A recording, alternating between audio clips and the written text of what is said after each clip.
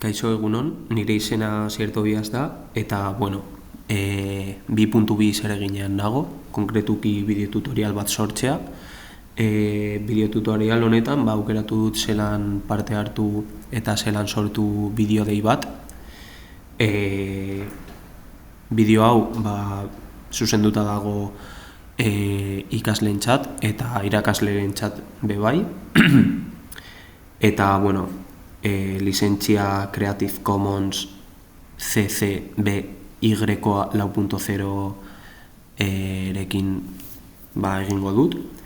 Eta, bueno, esan dudanez, bideotutorial honetan azalduko dut zelan parte hartu bideodei batean eta zelan sortu behar dugun. Erabiliko dudan programa ez da programa bat bezalakoa, izango da Google Meet, zen eta Google mundu guztia dauka eta doainik da, eta baita ere erabili aldugu edozein momentutan tablet batean, ordenagailu batean edo mugikor batean. Orduan, zelan sortuko du bideodei hau? Gure sesioarekin hasiko gara, emango diogu laukitxo oneri, eta hemen bertan agertuko da Meet. Gainera, ikurra, bideokamera bezalako bat da, emoten diogu Google Meet, eta hemen bi aukera ditugu. Nueva reunión edo llamadas. Gure kasuan egingo dugu nueva reunión. Klikatzen dugu eta 3 aukera ematen dizkigu. Iniciar una reunión ahora, programar una reunión, hau adibidez azteko esaten dugu, hurrengo astean bideodei oso garrantzitsu bat daukat. Emoten diogu eta programatzen dugu, edo crear reunión para más tarde. Oneri emoten badiogu link bat sortzen digu, eta momentu konkretu baterako erabili dezakegu. Nire kasuan emongo diot iniciar una reunión ahora, agertzen zaigu uniendote, eta hemen gure sesioa hasten dugu, edo gure bideodeia hasten dugu. ¿Quieres que otras personas te vean en la reunión? Hemen aukera desberdina agertzen zaigu, usar micrófono, usar cámara.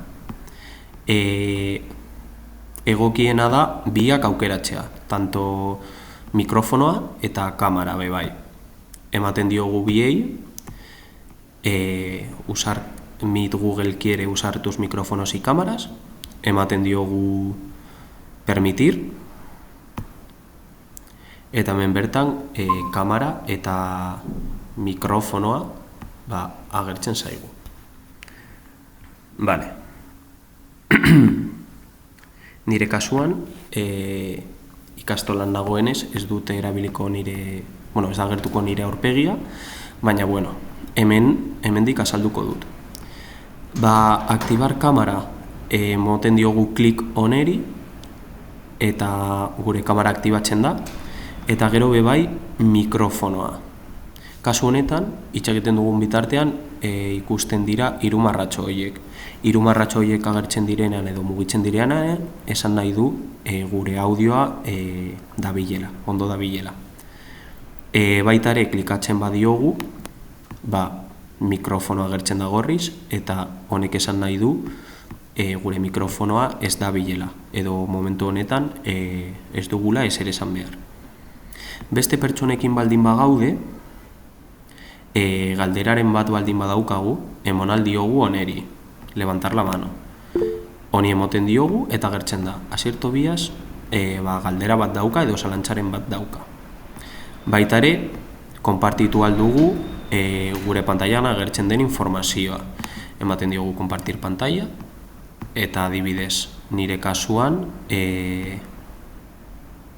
emoten diot toda la pantalla. Eta agertzen da, nire pantailan agertzen dena. Hau oso baliogarria da, adibidez, irakasle batentzat. Edo, adibidez, COVID garaian oso erabilgarria zen. Arbela bat izango balitzu bezala erabiltzen zutelako. Hemen beste aukera batzuk ditugu, baina hauek konkretuagoak dira, baina garrantzitsuak hemen ditugu.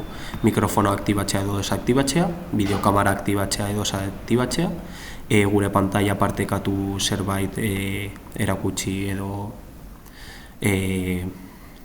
nahi baldin badugun, edo altxatu eskua galderaren bat baldin badaukagu. Hemen agertzen dira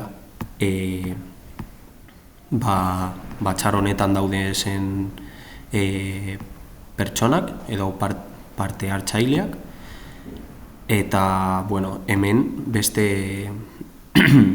ez molestatzeko hitz egiten dagoenari galdetu alditugu mikrofonoa zein baldin badugu erabili, adibidez. Kaixo, galdera bat daukat.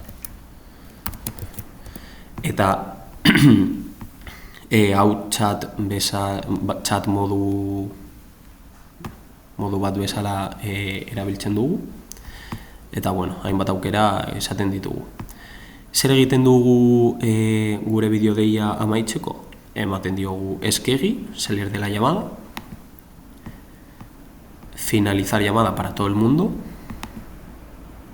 eta amaitzen da bideodeia edo gure sesioa.